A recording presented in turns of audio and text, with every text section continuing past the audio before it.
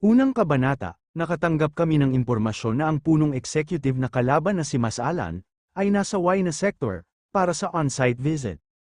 At ngayong gabi ay ang oras para mamatay siya. Alam ko na alam na ng lahat, dahil sa sensitibo ang uri ng misyon na ito. Hindi tayo magpapakilos ng maraming tauhan, ang mga kalahok sa misyon na ito ay binubuo ng 5 squad. Sumatotal 49 katao, at wala rin kayong air support.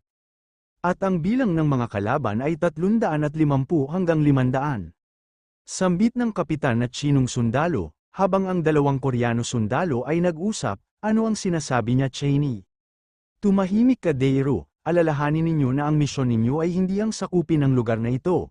Kapag may kumpirmasyon na namatay na si Mas Alan, itigil ninyo ang sagupaan at umatras agad kayo sa ligtas na lugar. Paliwanag ng Chinong sundalo, ano ang sinabi niya? Sambit ni Deiro, hoy, ikaw na nasa likod, sigaw ng Chinong sundalo.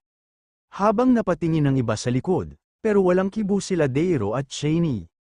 Makinig kayo, sambit ng Chino, paumanhin, magpatuloy po kayo.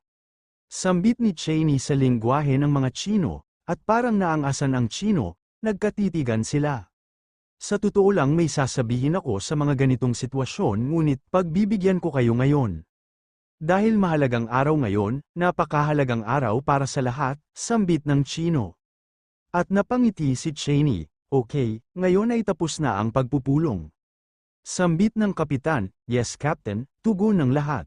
Dumating na ang gabi, sila ay lula ng sasakyang militar. Binabaybay nila ang masukal na kagubatan, at ang grupo nila Cheney ang nakasakay habang nagmamasid si Cheney, habang ang iba ay nakaidlip sa saksakyan. At biglang tumigil ang sasakyan, bumaba si Cheney, lahat kayo ay lumabas. Gumising ka na Deiro, magmula ngayon ay maglalakad na tayo.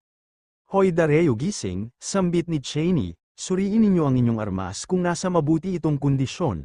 Kung gusto ninyo mag-yosi, gawin nyo na, dahil lalakad na tayo, pagkatapos ng 5 minuto. Sambit ni Cheney, yes sir, tugon ng lahat, at kumuha ng yosi si Cheney at sinindihan ito. May lumapit sa kanya, kapitan, sambit ni Smither. Napatitig si Cheney bigla, at kumindat ito sa kanya. Pag natapos ang misyon natin ngayon gagawin natin ito. Okay, sambit ni Smither. Nagsimula na naman tong si Smither, sambit ni Dario. Hindi maganda yan, imbis na gumawa ng di mga kanais-nais na mga bagay, ay dapat isipin mo, kung paano magiging ligtas ka sa misyon na ito. Sambit ni Cheney, di ako masyadong nag-aalala, dahil nasa atin ang GOB, sambit ni Smither. Huwag masyadong